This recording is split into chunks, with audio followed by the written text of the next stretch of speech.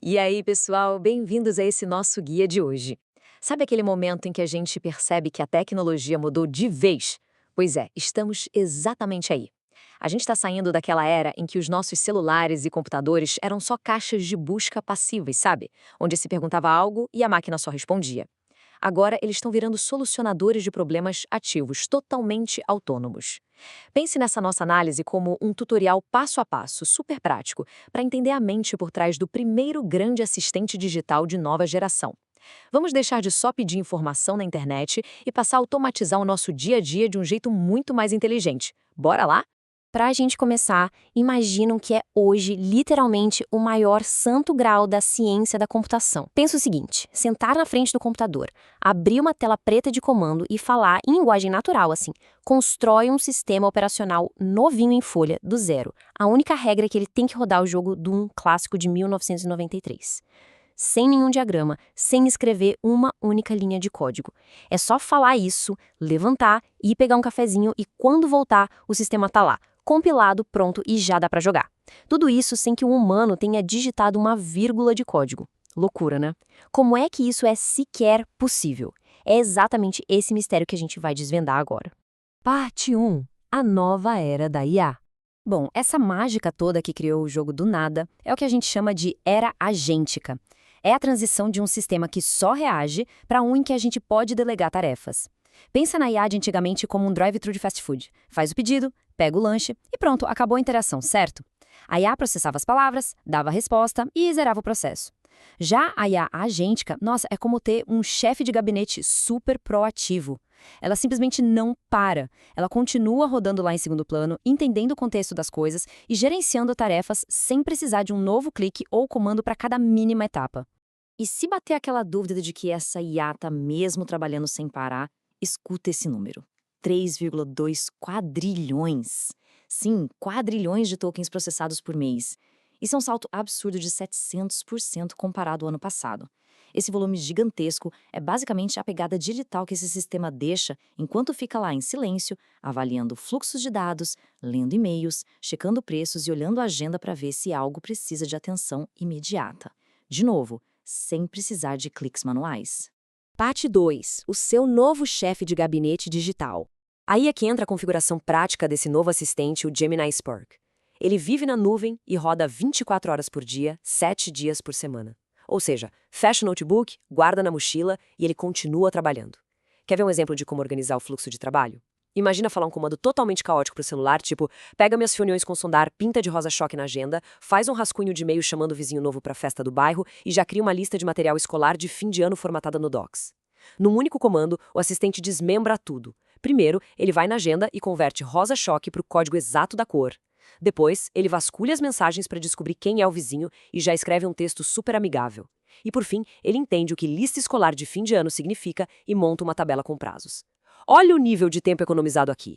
E o pulo do gato para otimizar as tarefas e evitar distrações é um recurso chamado resumo diário, que usa uma tecnologia fantástica chamada WebCMP. Funciona assim. Em vez de só avisar que tem um voo amanhã ou que um livro da biblioteca está vencendo, ele mostra botões executáveis. O assistente já entrou no site da companhia aérea, já foi no portal da biblioteca, tudo em silêncio. Basta apertar um botão na tela para confirmar o check-in ou renovar o livro. O papel humano literalmente deixa de ser o de um gerente de microtarefas chatas e passa a ser o de um executivo que só aprova o que a equipe já preparou. Parte 3. Compras e tarefas autônomas. Mas e na hora de fazer compras físicas, né? Tem uma história muito legal e documentada sobre um recurso chamado carrinho universal. A tentativa era montar um PC customizado do zero, pegando peças em várias lojas. O carrinho percebeu que o processador da Intel escolhido usava um soquete físico totalmente incompatível com a placa-mãe da Asus, que foi colocada no carrinho minutos depois. E o que a IA fez? Ela simplesmente interrompeu a compra sozinha. É fascinante. Ela usou uma espécie de física intuitiva para proteger a transação, sacando que aquelas duas peças reais literalmente não iam se encaixar no mundo real, tudo antes de chegar na tela de pagamento.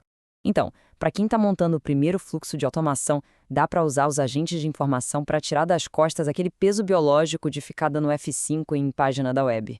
Anota aí 3 comandos bem simples que transformam buscas e listas de compras automaticamente. Primeiro, altera o filtro de busca analisando a luz do sol nas fotos do apartamento. O agente usa geometria espacial para achar janelas viradas para o sul, por exemplo. Segundo, monitora aquele lançamento de tênis limitado, mas sem me mandar notificação. Ele caça o produto em silêncio e preserva o foco humano. E o terceiro comando bloqueia itens de hardware incompatíveis, que foi exatamente o que ele fez no caso do computador.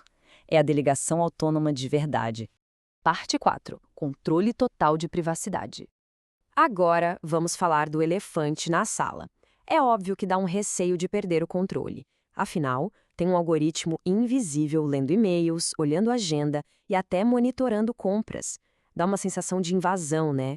Então, o primeiro passo no tutorial de privacidade para acabar com a ansiedade daquela caixa preta é o Android Halo.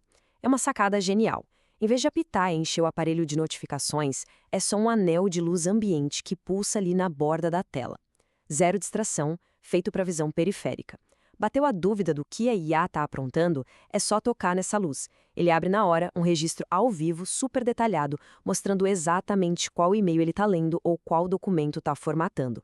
O segundo passo para garantir total controle é gerenciar o isolamento dos dados. Lembra do modelo antigo? Era perigoso. Instalava-se um app novo para mandar um convite e ele já exigia acesso a absolutamente todos os contatos. Um absurdo de vulnerabilidade. O novo Contact Speaker, ou seletor de contatos, muda a arquitetura. Ele abre uma camada segura e isolada. Ao escolher manualmente, digamos, só 2 contatos específicos, o aplicativo só recebe esses 2 e a agenda inteira fica totalmente bloqueada e invisível para ele. E o terceiro passo para essa segurança invisível acontece na rede, usando o ECH, ou Encrypted Client Hello. A melhor analogia aqui é imaginar um envelope de titânio. Antes, ao acessar um site mesmo seguro, o endereço ficava exposto, como se estivesse escrito de caneta no lado de fora do envelope. Com o ECH, esse endereço é totalmente embaralhado no primeiríssimo milissegundo de conexão no aperto de mão inicial. Ou seja, provedores de internet ou bisbilhoteios em Wi-Fi público não conseguem interceptar nem rastrear quais domínios os agentes autônomos estão acessando. Parte 5. Dispositivos e autenticação segura. Beleza, com essa matriz segura toda configurada, como é que essa tecnologia se espalha pelo ambiente físico sem prender o olhar num retângulo brilhante o dia todo?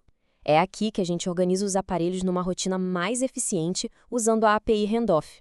Imagina a cena. Caminhando pela rua, basta olhar para uma cafeteria usando óculos XR e falar "pede o café de sempre ali". E pronto.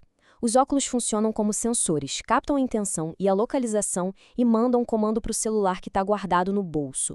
O celular navega pelo cardápio em segundo plano. Em 3 segundos, o smartwatch emite uma leve vibração no pulso, a pessoa confirma com um toque biométrico e o pagamento é feito. Essa frase resume o brilho de tudo isso.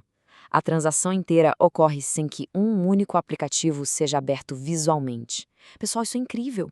Os óculos, o celular e o relógio conversam numa harmonia tão grande que resolvem a logística do dia a dia sem que o fluxo físico e o ritmo de uma caminhada sejam interrompidos.